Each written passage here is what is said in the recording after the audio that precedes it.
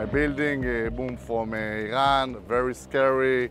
I have 4 children, 4 boys, and we're very scary. היינו בממ"ד, היה בום אחד שהוא יחסית חזק, וזה שבא אחריו כבר רעיד את כל הבית.